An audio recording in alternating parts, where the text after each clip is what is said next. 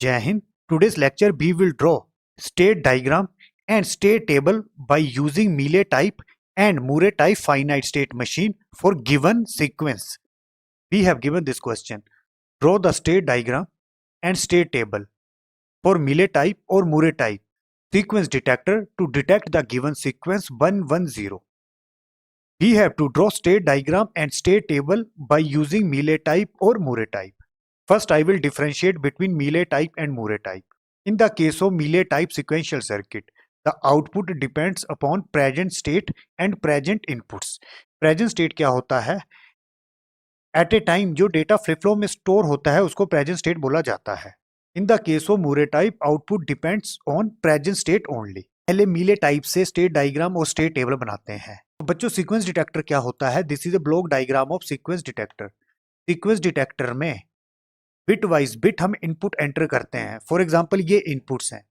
Eight a time single bit circuit में add होगी, उसके बाद फिर ये सेकंड बिट ऐड होगी. अब बच्चों जैसे ही सर्किट में 110 एंटर होता है उस टाइम पे सर्किट की आउटपुट 1 मिल जानी चाहिए और रेस्ट केसेस में सर्किट की आउटपुट 0 होती है. अब बच्चों हमें 110 डिटेक्ट करना है. ये जो 1 है this is least significant bit और ये जो 0 है इसको मैंने बोल दिया मोस्ट सिग्निफिकेंट बिट. अब बच्चों इसको सिक्वेंशियल सर्किट की हेल्प से इंप्लीमेंट करना है. तो sequential circuit is a combination of combinational circuit and memory element. मीले टाइप में ये जो आउटपुट है ये डिपेंड करता है present inputs and previous history. और ये जो प्रीवियस हिस्ट्री है उसको फ्लिप फ्लॉप में स्टोर करते हैं और एट ए टाइम जो फ्लिप फ्लॉप की आउटपुट है उसको प्रेजेंट स्टेट बोला जाता है. बच्चों हम मीले की हेल्प से स्टेट डायग्राम बनाते हैं. This is a single input जो कॉम्बिनेशनल सर्किट में अप्लाई होगी. बच्चों मैं ये ज्यूम करता हूं कोई भी इनपुट बिट कॉम्बिनेशनल सर्किट में अप्लाई नहीं हुई है. उस टाइम पे ये जो मेमोरी एलिमेंट है उसमें जो डेटा स्टोर होगा या उसकी जो स्टेट होगी उसको मैंने बोल दिया ए. इनिशियली हम हैं ए में, इज ए प्रेजेंट स्टेट,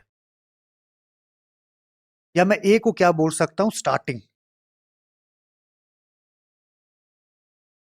अब बच्चों ए में खड़े हैं, एक्स इनपुट है.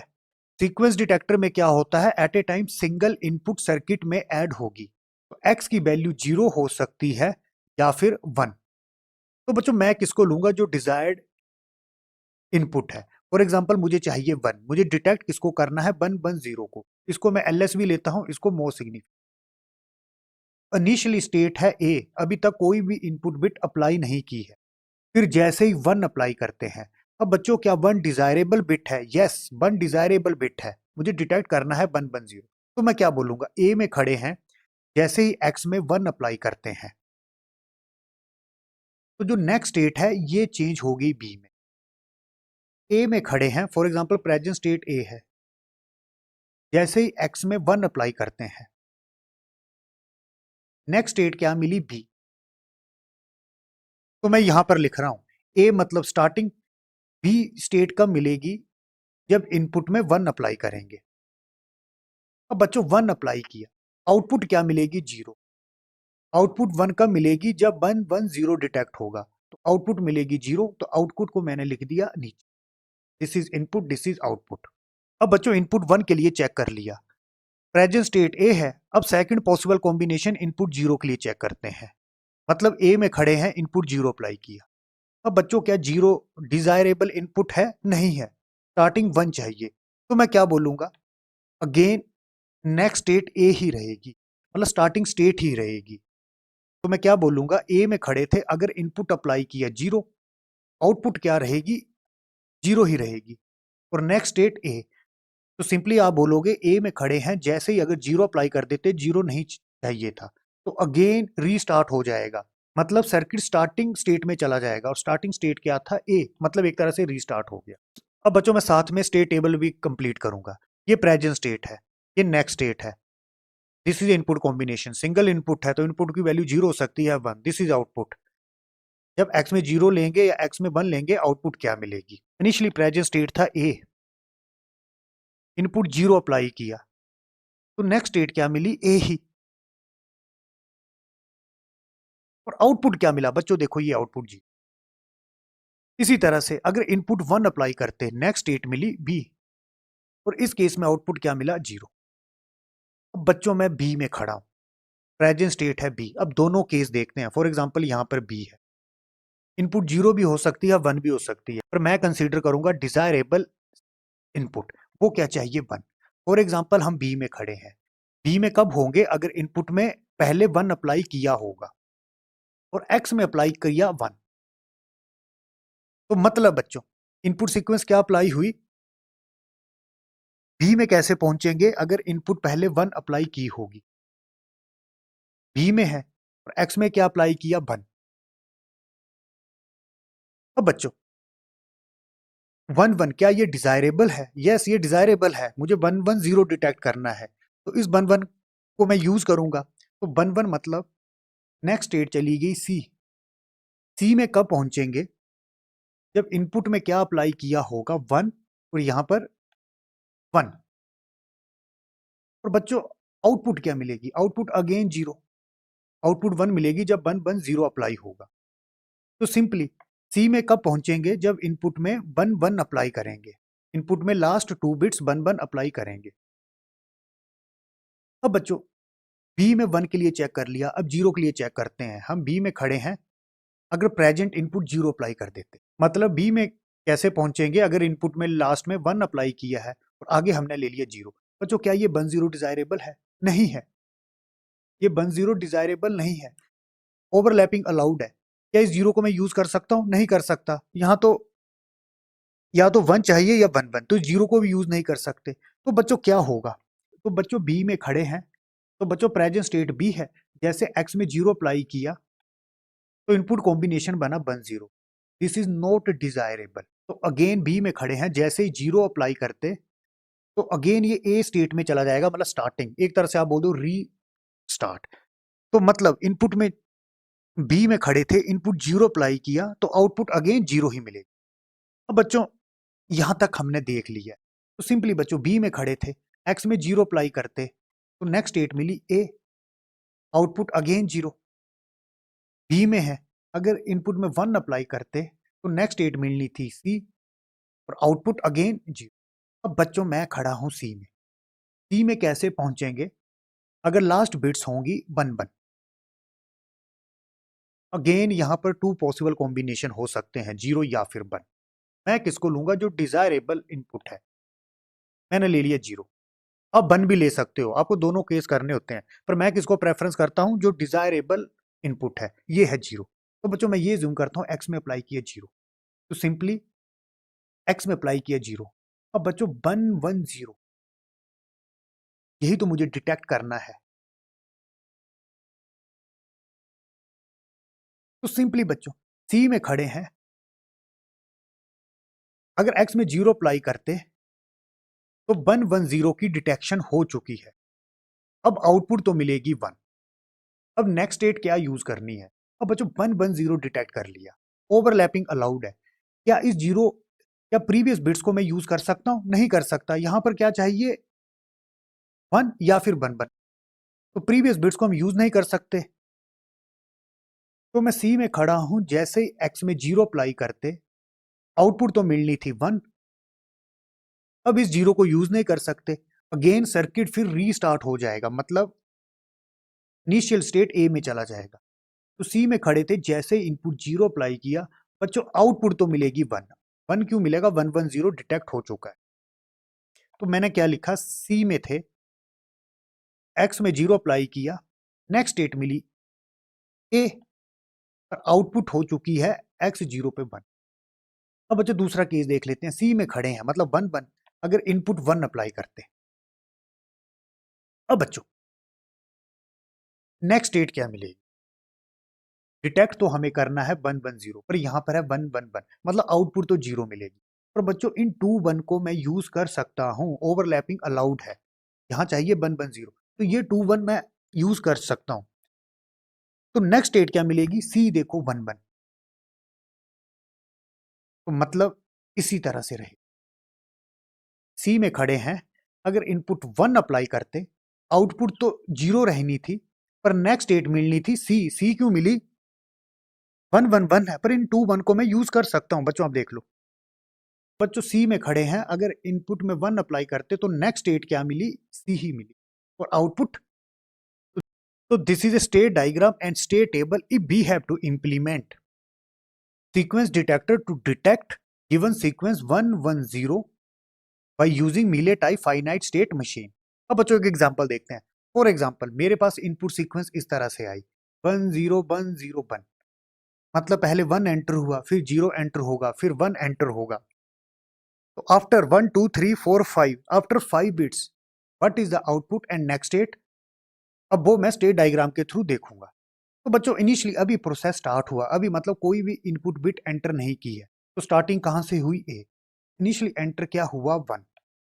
तो जैसे ही 1 इनपुट एंटर हुई तो बच्चों आप देखो आउटपुट क्या मिला, 0, नेक्स्ट स्टेट मिली बी। फिर जैसे ही 0 अप्लाई करेंगे, इसमें 0 अप्लाई किया बच्चों, again next state A, output 0, अब हम है ए में।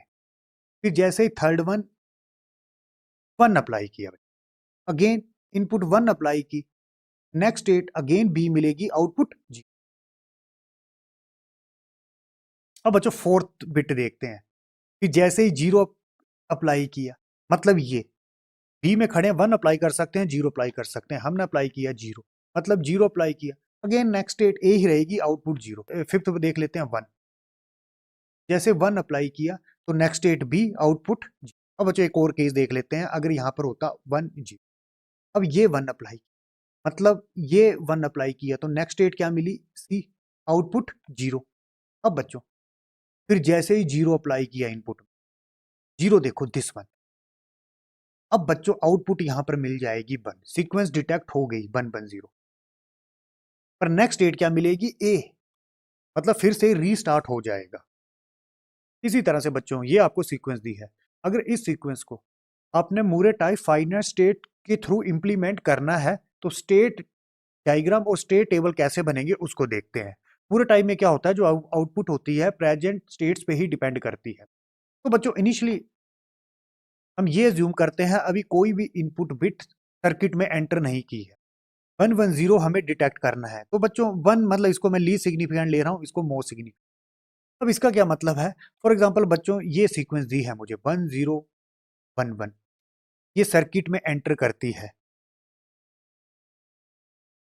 Eight a time 1 bit enter करेगी, पहले 1 करेगी, 0 करेगी, 1 करेगी, फिर 1 करेगी। तो जैसे ही ये 0 1 1 एंटर करेगा उस टाइम पे आउटपुट 1 हो जानी चाहिए, बाकी केस में आउटपुट 0। जैसे ये है आपके पास 1 1 0 1, पहले ये 1 एंटर किया, आउटपुट 0, ये 0 एंटर किया, आउटपुट 0, ये 1 एंटर किया, आउटपुट 0। जैसे ही 1 एंटर किया तो बच्चों ये 1 1 0 डिटेक्ट कर लिया है, तो आउटपुट यहाँ पर क्या मिलेगी, 1। इनिशियली बच्चों ए स्टेट ली जाती है, ए का क्या मतलब है, अभी कोई भी इनपुट बिट सर्किट में एंटर नहीं की गई है। अब बच्चों मूरे के टाइप में क्या होता है, जो आउटपुट होती है उसको स्टेट के नीचे लिखा जाता है। हम प्रेजेंट स्टेट ए में खड़े हैं, फिर जैसे इनपुट बिट सर्किट में एंटर करती है तो 0 कर सकती है, 1 कर सकती है, मैं पहले लेता हूं 1। तो बच्चों 1 एंटर किया तो नेक्स्ट स्टेट क्या मिलेगी, 1 एंटर किया, फॉर एग्जांपल एक्स में 1 एंटर किया, 1 डिजायरेबल है, तो नेक्स्ट स्टेट मिली बी। नेक्स्ट स्टेट बी कब मिलेगी, जब इनपुट में 1 अप्लाई करें।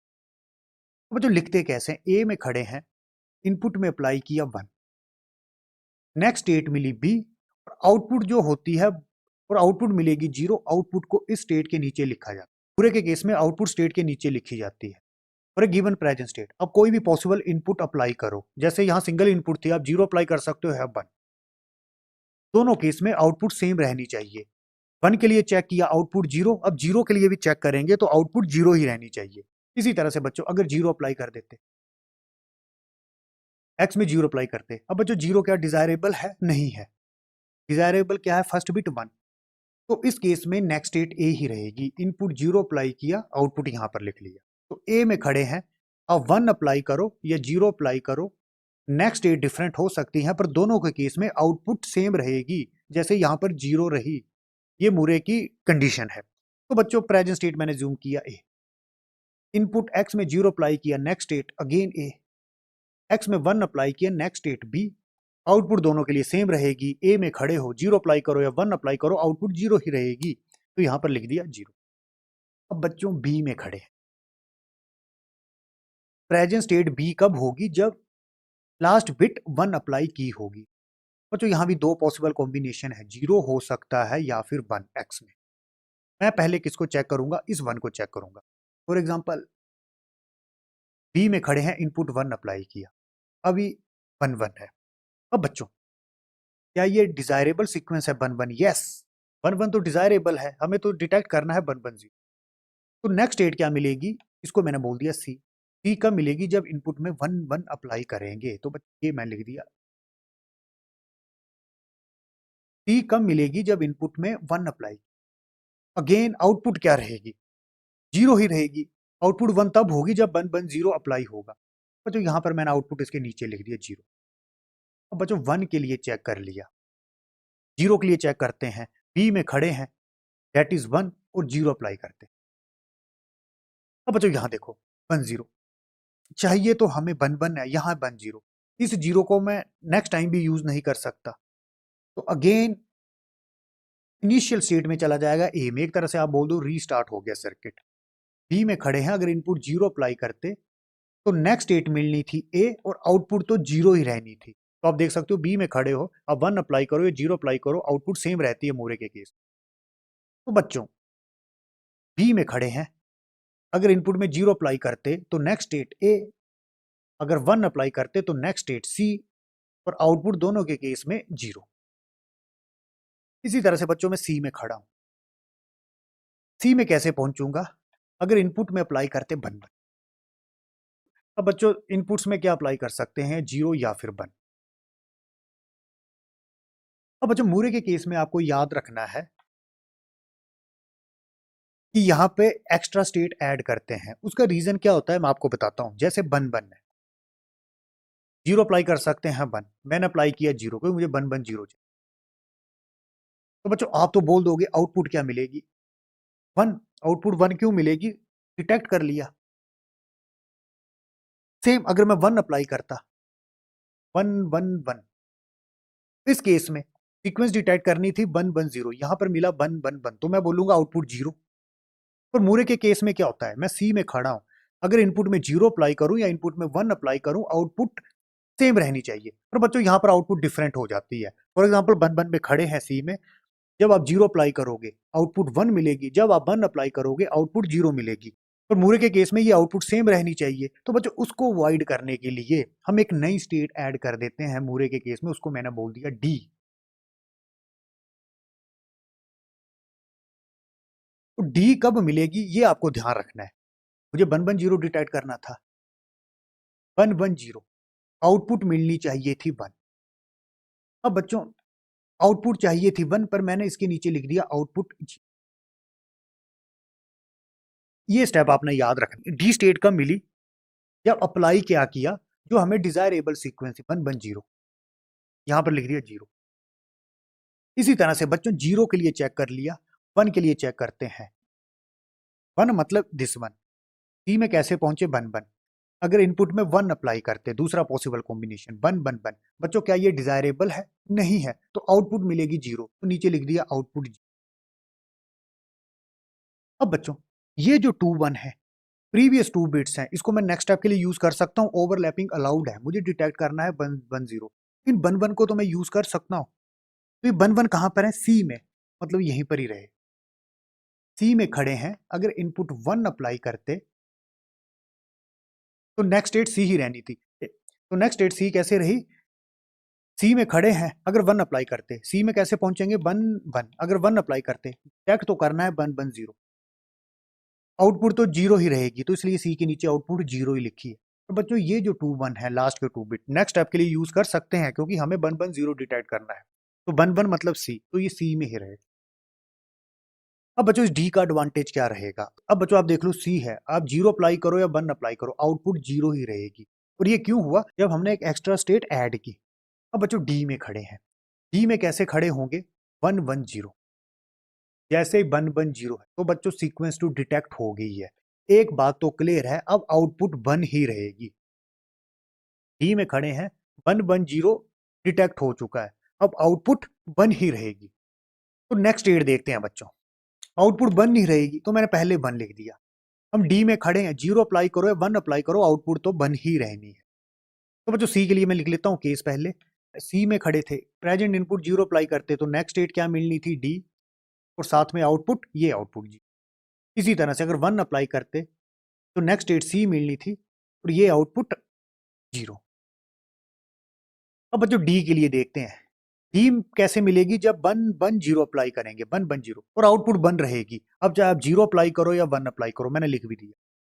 अब चेक कर लेते हैं नेक्स्ट स्टेट क्या मिलेगी। हम डी में खड़े हैं, अगर इनपुट 0 अप्लाई करते 1 1 0, फोर्थ बिट आती अगर 0, तो बच्चों क्या ये डिजायरेबल सीक्वेंस है, नहीं है, हमें तो चाहिए 1 1 0। इस 0 को हम यूज भी नहीं कर सकते नेक्स्ट स्टेप के लिए। अगेन सर्किट फिर क्या हो जाएगा, एक तरह का रीस्टार्ट।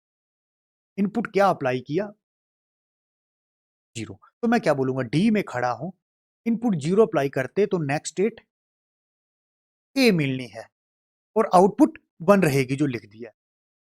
इसी तरह से बच्चों अगर इनपुट 1 अप्लाई करते 1 1 0, अब बच्चों 1 1 0 1, अब नेक्स्ट स्टेट क्या रहेगी, हमें डिटेक्ट करना है 1 1 0।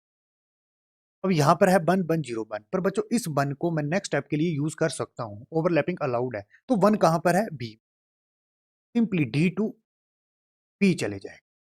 अगर प्रेजेंट इनपुट 1 अप्लाई करते हैं, मैंने इसको यहां पर लिख लिया इस तरह, प्रेजेंट इनपुट डी में खड़े हैं, अगर प्रेजेंट इनपुट 1 अप्लाई करते हैं तो नेक्स्ट स्टेट बी मिलेगी। डी में खड़े हैं, प्रेजेंट इनपुट 1 अप्लाई करते हैं तो नेक्स्ट स्टेट बी मिलेगी और आउटपुट तो 1 रहेगी। तो बच्चों मूरे के केस में आपको याद क्या रखना है, फॉर एग्जांपल मैं सी में कैसे पहुंचा था, 1 1, आगे 0 आ सकता था, 1 आ सकता था। अगर मैं 0 लेता, नो डॉट आउटपुट 1 हो जानी थी। पर बच्चों जैसे सेकंड कॉम्बिनेशन के लिए चेक करते तो आउटपुट 0 मिलनी थी, पर इसके नीचे आउटपुट सेम लिखनी होती है। उससे बचने के लिए हम एक नई स्टेट ऐड कर देते हैं, डी, एक नई स्टेट ले लेते हैं डी। फिर जैसे हम 0 अप्लाई करते 1 1 0, नेक्स्ट स्टेट मिली डी, और उस केस में आउटपुट को हम यहाँ पर ले लेते हैं 0। तो सी में खड़े थे, इनपुट 1 अप्लाई किया तो नेक्स्ट स्टेट अगेन सी ही रही। अब बच्चों हम डी में खड़े हैं, डी मतलब 1 1 0, सीक्वेंस डिटेक्ट कर ली है। अब इसके आगे आउटपुट को तो 1 रहना है, चाहे हम 0 अप्लाई करें या फिर 1 अप्लाई करें। अब बच्चों फॉर एग्जांपल मेरे पास ये सीक्वेंस दी है और मुझे बोल दिया गया है मैं सी स्टेट में खड़ा हूं।